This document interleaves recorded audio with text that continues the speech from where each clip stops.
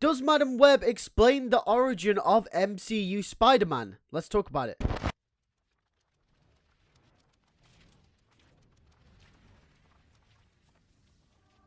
Yo, what is going on, you guys? Welcome back to a brand new video. In today's video, we're going to be talking about Madam Web. I know a lot of Madam Web videos recently, but this is an interesting point that I need to bring up to you guys, is that could Madam Web be an origin for MCU Spider-Man? I'm going to give you all the evidence in this video, so make sure to stick around to the end of the video so you can find out why this could potentially be an origin movie for the Tom Hollands Spider-Man. But if you are new around here and enjoy all types of Spider-Man content, from the news and theories, from the games and movies and the shows, and also fan fiction, then make sure to hit that subscribe button and make sure to hit the bell next to the subscribe button so you do not miss a video. As soon as it comes out on the channel, you can be one of the first people to watch videos and you can be in the loop with all things Spider-Man. Also, if you want awesome No Way Home t-shirts and the Blu-rays, I'll leave a link in the description down below where you can get yours today. With that being said, let's get straight into the theory. So the theory that's been floating around on the internet the past couple of days after the plot leak and the castings came out about Madam Web is that this movie could potentially be set before Spider-Man Homecoming and thus be an origin story to how Peter Parker came about in the Marvel Cinematic Universe, because characters like Uncle Ben are showing up and Mary Parker allegedly, which would completely line up with the characters that we haven't seen in the MCU Spider-Man mythos. Now, if this movie is to be an origin story, I just want to stress that it would be a very loose and indirect origin story, as this movie is being made by Sony Pictures and not Marvel Studios. In fact, Marvel Studios have no financial involvement with making this movie, meaning that the film cannot use characters that are under the MCU brand. But this does lead us on to our first piece of evidence, which is, even though I said this film will not be financially backed by Marvel Studios, there is a rumor floating around that Kevin Feige is allegedly producing this film as well. And as we do know, Kevin Feige is the big boss of Marvel Studios, so potentially him producing this movie could mean there is a sly indirect connection to the Marvel Cinematic Universe. Obviously, we shouldn't look into this too much, as we do know Madam Web will be dealing with the multiverse, and we know the MCU is the spearhead of all the Marvel multiverse stuff at the moment, so it would make sense for Kevin Feige to oversee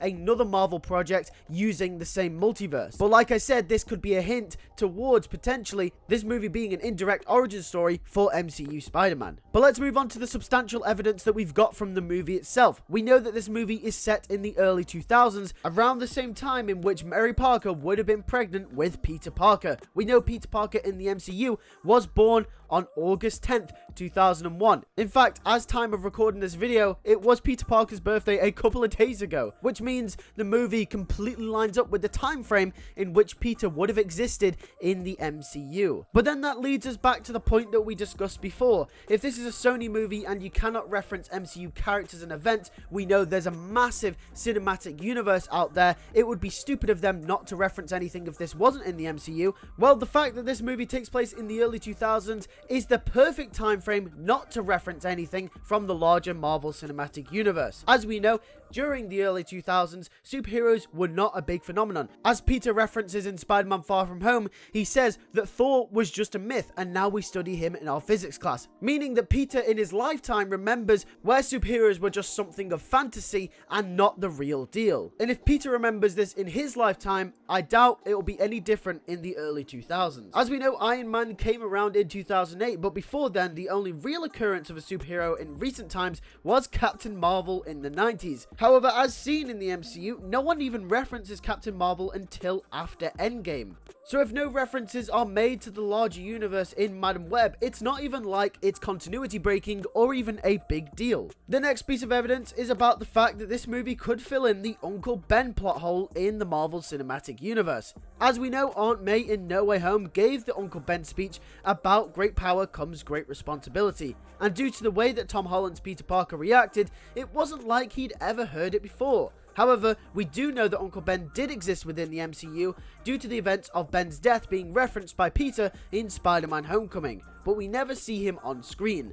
And one character that is rumoured to appear in Madam Web, as I mentioned before, played by Adam Scott, is a young Uncle Ben. Adam Scott is currently 49 years old and could easily pass as someone in their early 40s, making him around 50 to 60 years old at the time of Captain America's Civil War, if his character is to be a young Uncle Ben, and if this movie was to take place in the MCU, which would line up extremely closely with the age of the MCU's Aunt May. Madam Web could potentially show us why this version of Uncle Ben seems so much different and mysterious.